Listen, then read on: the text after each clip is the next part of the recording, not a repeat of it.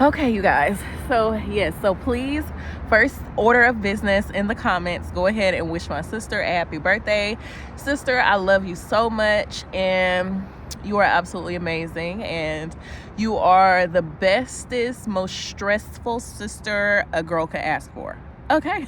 Today is the 22nd, so I obviously uploaded a video yesterday, and I told you guys that today is the day that I am required to vacate the premises, right? I don't know if you guys can tell, but there's snow back there. So in my area, you know, I'm in South Carolina, in the Carolinas, so it rained.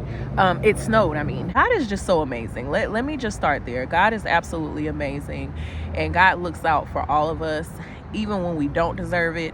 You know, that's what his mercy is. You know, his mercy is him giving us what we do not deserve. You know, we don't deserve his grace. We don't deserve, you know, his love. We can be full of it as humans. Here is the plot twist. I was having a conversation with my sister last night, and my sister has been pretty much aware of everything that's going on, you guys. My sister has her own family, her own life.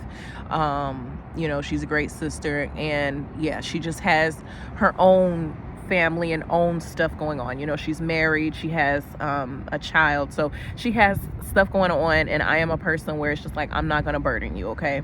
So I just want to be clear about that. My sister has been very willing to be very supportive.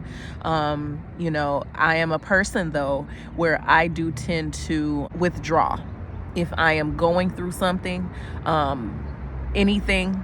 I am going to withdraw. I am not a person where when I am going through things, I am going to be very social. I want to talk about it. I've just always been that way, you guys, and that's still that pride in me, something that it's kind of intertwined with the pride in me, and it's just something I've always done since I was a young one. You know, I have 4 siblings. My brother is 7 years older than me.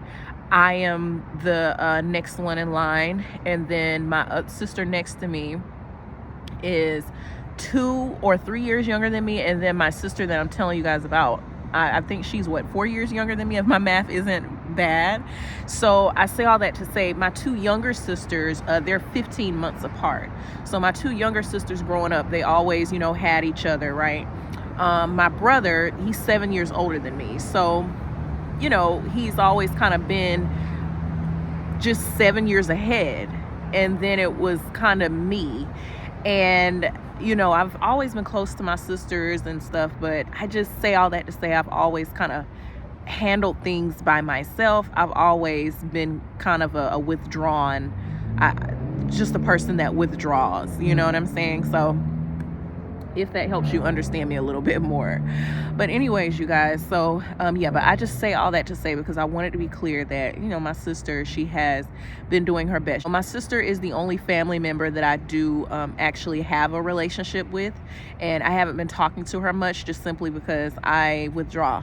You know, I do withdraw, and you know, I love my family, whether I'm talk to them or not, or I have a relationship with them or not. But you know, for me, it's very important that I hear God's voice very, very, very clearly. I understand what the instructions are and what's next. When it's a whole lot of noise, it's much harder to do that.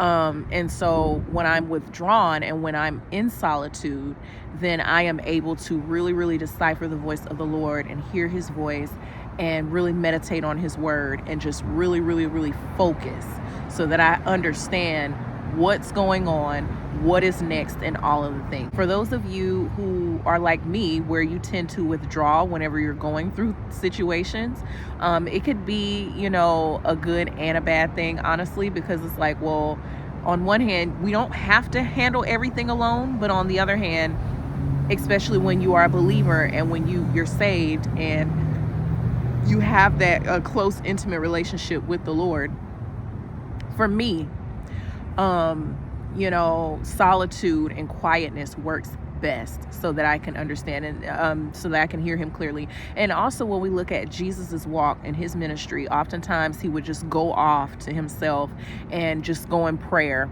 and be in solitude and seclusion. With Jesus being our example, how a Christian is supposed to walk in and be and love each other and just, be, God grants us. And he'll even create spaces and situations where you have solitude, or you're in seclusion or isolation or whatever the case may be, you guys. But they're all related. Anyways, didn't mean to go on a tangent there. I just wanted to make it clear with you guys. What I've learned in this life is this right here. Family is not defined by blood. It's not defined by the people that you're born with, the people that you grow up with, the people that you're related to. When we look in the Bible, Jesus, they said, hey, your mom and your brothers are out there, and he said, my mom and my brothers are the people who do the commands of my Father. Those are my people, And so with that said,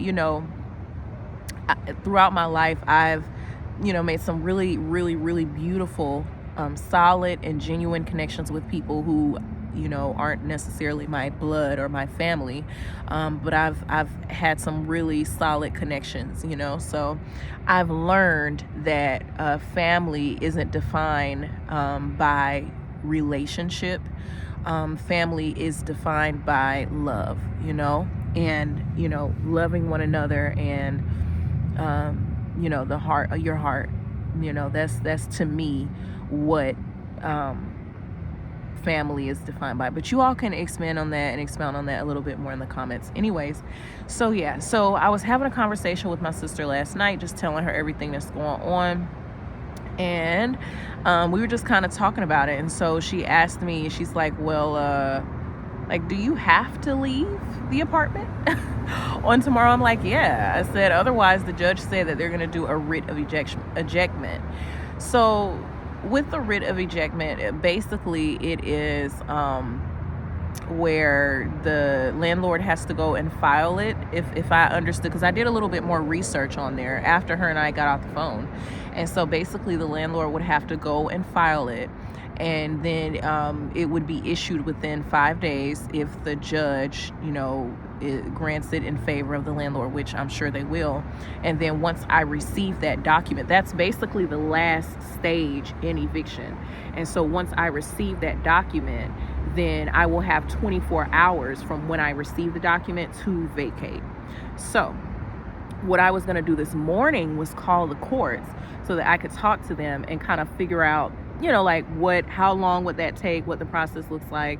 I did some research on Google and looked at, South Carolina laws when it comes to eviction. But anyways, I called the court this morning, you guys, and they're closed. I called them 3 times. So at first I was like, okay, well, maybe they're just away from the phone, but they're closed. And so I'm like, wow, okay.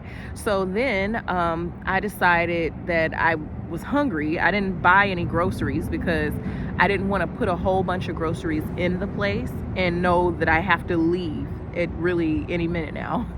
So I decided that I was going to just go somewhere and try to find something to eat. And as I was walking by, I realized that the apartment office is closed as well. So even if I wanted to move out today, I couldn't, because I wouldn't be able to give them the keys.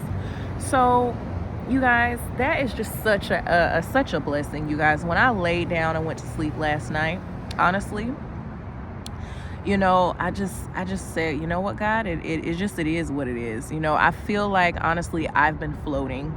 And that's what I was telling my sister. I just feel like I am laying in the middle of the ocean on a plank, just floating about, just swaying, just allowing the wind to just take me here and there, and wherever I land is wherever I land. And the wind is the Lord, the plank is the Lord, the waves are the Lord, the water is the Lord. That God is doing this, you guys. He's allowing this time, gap of time to kind of be, because he's preparing something.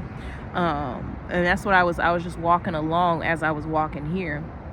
I said, God, that's interesting. You're preparing someone or something or both for whatever's next for me, you know. So I want you all to know that when God creates this gap of time, when you know you have a deadline, right? Or maybe he creates this extension of some sorts, and you know you have a deadline, but then you get some sort of extension. God is doing something. It's kind of like with Esther. Remember that story with Haman, how upset he was with the Jews, and so he decided that he was going to annihilate the Jews, and so he got the king to pass basically a law that in 12 months in a year, that they were going to get rid of the Jews. And one thing I noticed about the book of Esther is that God's name is never mentioned. He's never mentioned in that book. But when we read the story of Esther and the Jews and Haman and Mordecai and the king, we see that God was moving all throughout that story.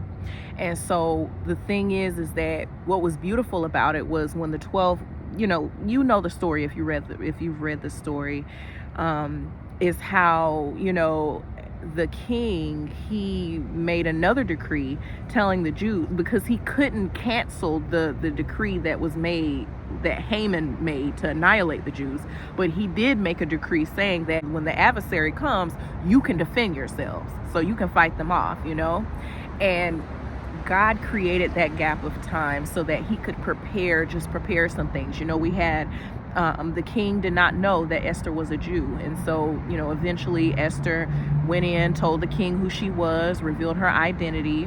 Haman was hanged on the same gallows that he had built for Mordecai, because he was upset because Mordecai did not worship him, because Mordecai knew the Lord. Okay, he was a man of God. And so, you guys, if you know the story, you know the story. It's a beautiful story.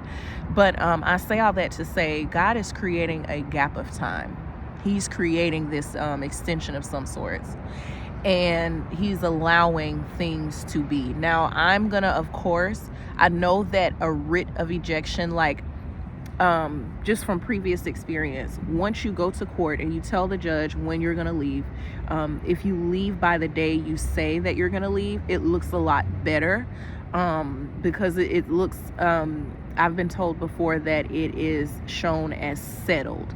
But a writ of ejection, it looks worse. It looks like they essentially forced you out, which is absolutely fine to me. I don't care, honestly, how it looks. If I cared about how I looked, how it looked, I would not be on this YouTube telling y'all all of this stuff, okay? But I did just want to, just let you guys know what's going on. You guys have been very, very kind, very supportive, very generous, and just very kind. And I really, really, really appreciate everybody's kindness. God is having me share these things with you guys because some of you have gone through this situation. Some of you will go through this situation, and some of you are currently going through it. But I just want you to know that if you're going through it, you're not by yourself. If you have gone through it, then you understand what the other side of it looks like. And I want you to remember where God brought you from, because, when God delivers us from something, there's always going to be something else that happens, right? We're in life, as long as we're alive, there's going to be challenges and all of these things, but it's important for us to look back and remember where God brought us and delivered us from, okay? So that's for those of you who've gone through this already. For those of you who will go through this, okay, I want you guys to maintain the posture of, you know what, Lord, I don't know what my future holds, but I know who holds my future. I want you to continue to stay in prayer. Do not give up on the Lord. I don't care what the situation looks like.